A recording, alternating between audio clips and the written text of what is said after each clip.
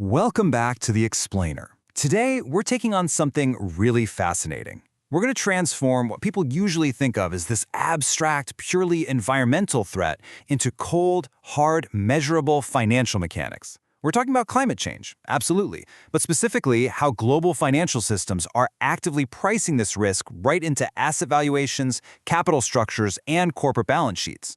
Look, if you want to understand how the world's biggest investors are pulling the strings today, you absolutely have to understand climate finance. Okay, let's dive right into this. Here's our roadmap for today's explainer. First, pricing the climate threat. Second, defining transition risk. Third, internal carbon pricing. Fourth, the NPV capital walkthrough. And finally, protecting long-term value. Let's get to it. All right, kicking things off with Section 1, Pricing the Climate Threat.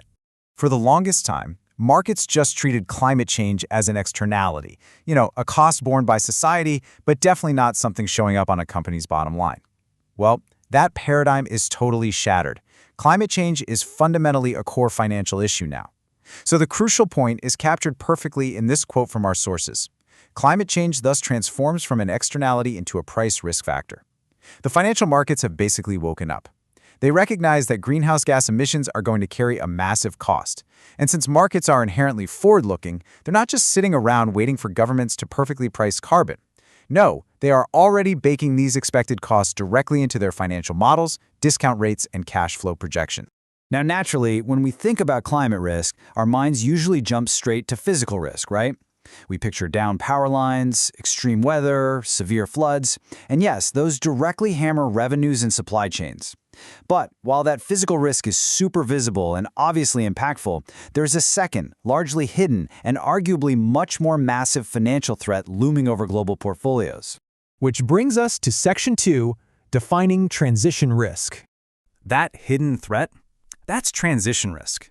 This is the space where policy shifts, sudden technological leaps, and changing economies create entirely new financial realities, sometimes almost overnight. Let's define this clearly.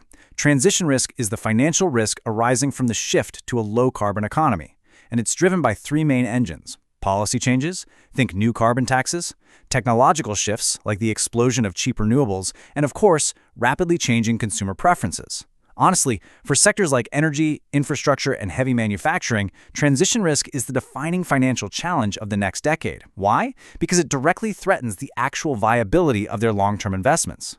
Now, what's really interesting about this slide is how transition risk actually manifests out in the real world. We call them stranded assets. Basically, these are carbon-intensive investments that suffer unexpected, premature write-downs or massive devaluations. Imagine a newly built coal-fired power plant, right?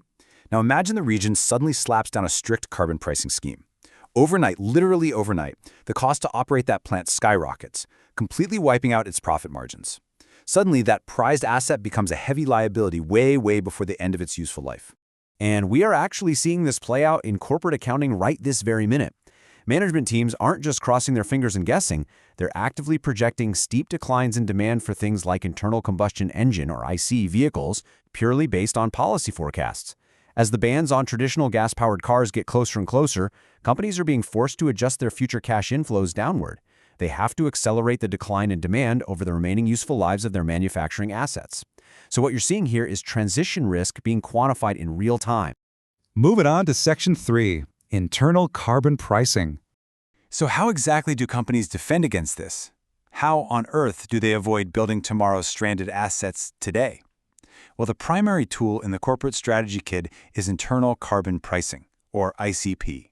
It's basically a way for companies to self-impose a cost on carbon to guide where they put their money. There are three main ways to do this. First up is a shadow price. This is a hypothetical cost tacked onto investment models just to test a project's resilience. No actual money changes hands here. Second is an implicit price. This one is calculated backward based on how much the company is already spending to reduce its emissions. And third, you have an internal carbon fee.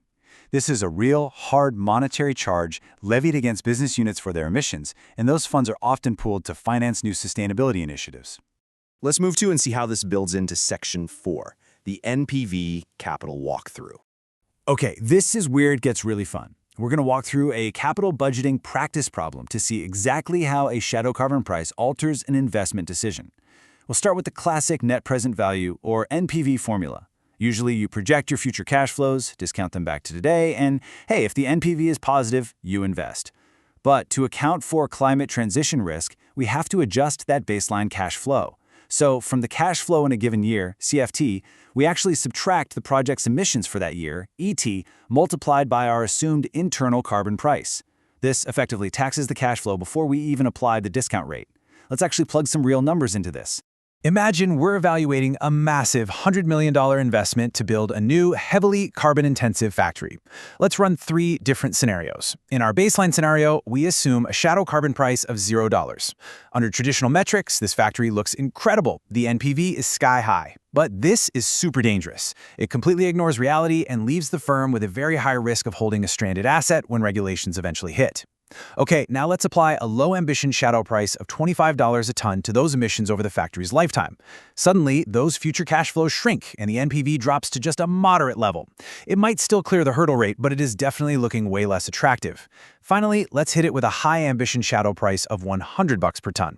At $100 a ton, that emissions penalty absolutely demolishes the future cash flows. The NPV goes completely negative. The math literally forces the company to reject the factory and pivot toward a low-emission alternative. And this brilliantly illustrates the entire purpose of climate finance modeling. By contrasting these approaches, it becomes so obvious that ignoring transition risk inevitably leads to the overvaluation of high-carbon assets and just massive capital misallocation. The old numbers lie to you. But by mathematically incorporating transition risk through shadow pricing, a company naturally shifts its capital expenditure away from those fragile, high-emission projects and directly towards sustainable, resilient investments. Which perfectly tees up our final section, Section 5, Protecting Long-Term Value. Ultimately, these quantitative tools aren't just about checking a box for regulatory compliance. They're fundamentally about protecting long-term corporate value from predictable systemic shocks. Because here's the reality. Carbon prices are not static. Our sources show that we're locked into an ambition cycle. As climate impacts get worse, policy is going to tighten. A company might be sitting in a baseline environment today, but financial models have to anticipate a progressive transition timeline. So you might model a $25 per ton shadow price hitting in year 5, but then progressively scaling up to $105 per ton or even more by year 10, just to align with global net zero milestones. Listen, if your capital investments can't survive a $105 per ton stress test in the back half of their useful life, they are just value-destroying traps.